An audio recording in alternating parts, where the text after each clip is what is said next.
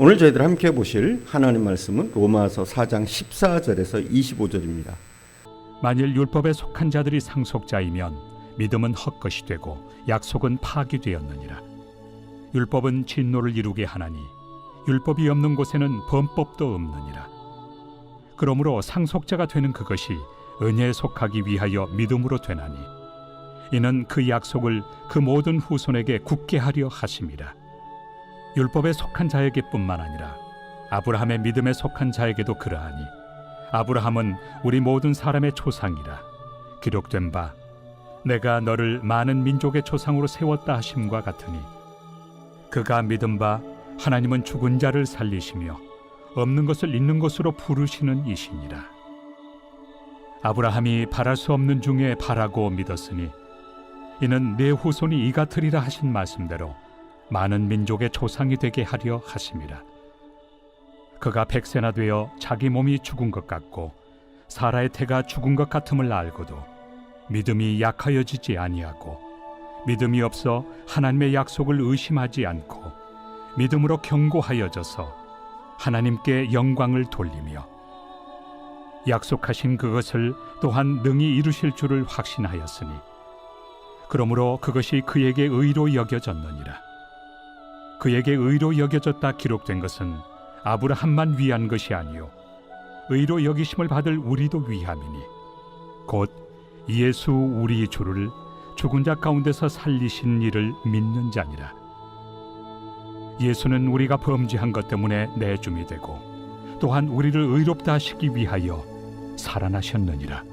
아브라함 부부는 기적적인 잉태의 경험을 통해서 부활신앙의 확신이란 놀라운 체험을 하게 됩니다. 이것이 경험적인 과정이라면 또 하나의 과정이 있습니다. 그것은 논리적인 과정입니다. 아브라함은 이 논리적인 과정을 통해서도 부활을 확신하게 됩니다. 이삭이 태어난 후 시간이 경과됩니다. 기적과 같이 태어난 이삭이었는데 어느 날 하나님이 이삭을 바라보시면서 아브라함에게 아주 감당하기 어려운 명령을 내리십니다. 내 아들 이삭을 제물로 바치라. 이 말씀은 이삭을 죽음의 자리에서 내놓으라는 것입니다. 죽음의 자리로 내놓으라는 것입니다. 레디 고! 오늘 저희들 함께 보실 하나님 말씀은 로마서 4장 14절에서 25절입니다.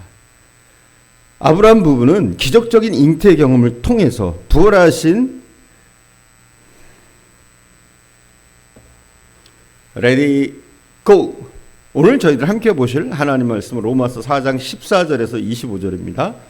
아브라함 부부는 기적적인 잉태 경험을 통해서 부활신앙의 확신이란 놀라운 체험 앞에 도달합니다.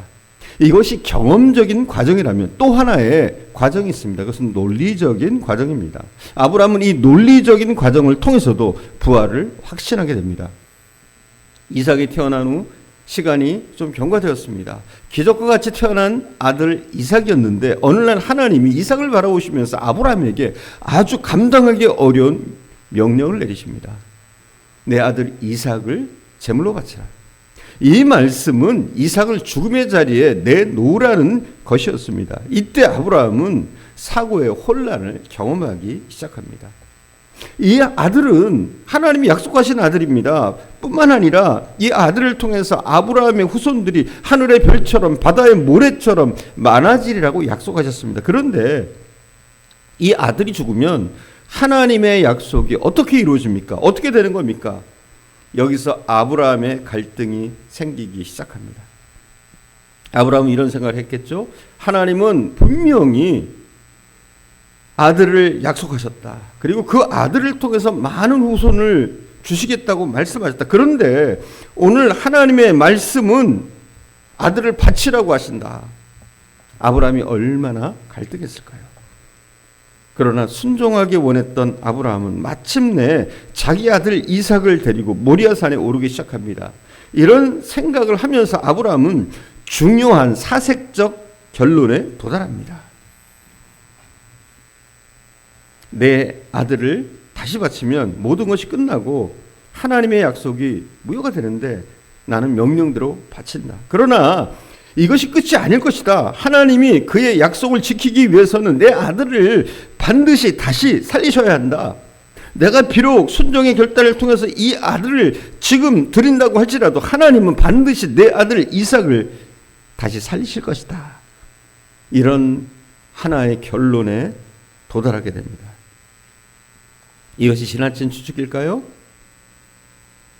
저의 추측뿐만이 아닙니다. 믿음의 장이라고 하는 히브리서 11장 17절에서 19절을 한번 여러분 보시기 바랍니다. 11장 17절에 19절을 제가 봉독합니다. 아브라함은 시험을 받을 때 믿음으로 이삭을 드렸으니 그는 약속들을 받은 자로 돼 그 외아들을 드렸느니라. 그에게 이미 말씀하시기를 내 자손이라 칭할 자는 이삭으로 말미암으리라 하셨으니 그가 하나님이 능히 이삭을 죽은 자 가운데서 다시 살리실 줄로 생각한지라. 비유컨대 그를 죽은 자 가운데서 도로 받은 것이니라. 아브라함은 순종하기 위해서 아들을 바치지만 하나님의 언약이 성취되기 위해서는 하나님이 그 아들 이삭을 다시 살리실 것을 믿었던 겁니다. 우리가 부활신앙을 확신하는 과정에서 그것이 경험적인 과정이든 혹은 논리적인 사색의 과정이든 부활을 마침내 확신하기 위해서는 중요한 전제가 있어야 합니다. 중요한 전제. 그것은 하나님의 약속의 말씀을 신뢰하는 겁니다. 말씀을 신뢰하는 겁니다. 100세, 90세에 하나님 주신 그 말씀, 내 아들은 반드시 태어난다. 이 말씀을 바랄 수 없는 중에, 믿을 수 없는 중에 아브라함이 믿을 수 있었던 이유는 하나님이 약속하셨고 또 약속하신 것을 이루실 것을 믿었기 때문이었습니다. 이 말씀에 대한 신뢰가 바탕에 전제되어 있었습니다. 아브라함의 사색의 과정도 마찬가지입니다. 그분이 언약하셨다면 내 아들 이삭을 통한 생명의 번식이 가능하기 위해서는 하나님은 반드시 내가 소록 내 아들을 죽인다고 할지라도 부활케 하실 것이다. 그래야지만 하나님의 약속은 이루어진다. 하나님의 약속의 말씀에 대한 신뢰가 있었습니다.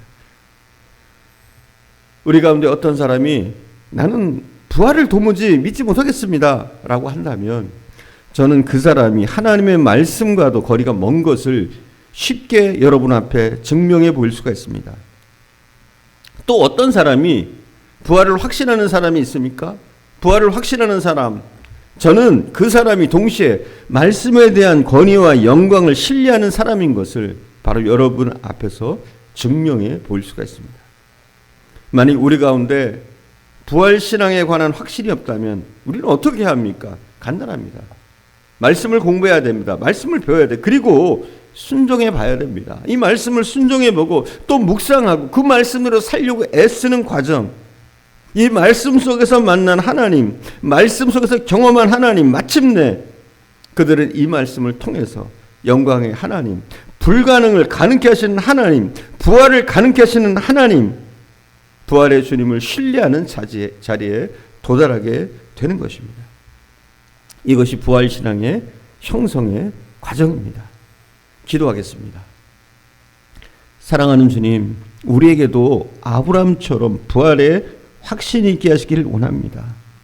먼저 우리의 경험적인 과정을 통해서, 믿음의 과정을 통해서 우리가 더욱더 부활에 대한 확신을 가질 수 있도록 인도해 주시고, 논리적인 과정, 우리가 묵상하고 말씀을 배우며 과정을 통해서 더욱더 주님을 알아갈 수 있는 지혜를 주시기를 원합니다.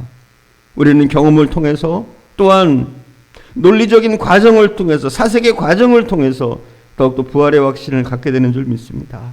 우리가 더욱더 하나님의 약속을 신뢰할 수 있는 은혜를 주시옵소서. 주의 말씀을 배우고 또 그 말씀을 순종하고 그 말씀대로 살기를 몸부림치는 과정 가운데 살아계신 주님을, 부활의 주님을 우리가 만날 수 있도록 인도해 주옵소서. 오늘도 함께 하시는 주님께 감사드리며 우리 구주 예수님의 이름으로 기도드립니다. 아멘.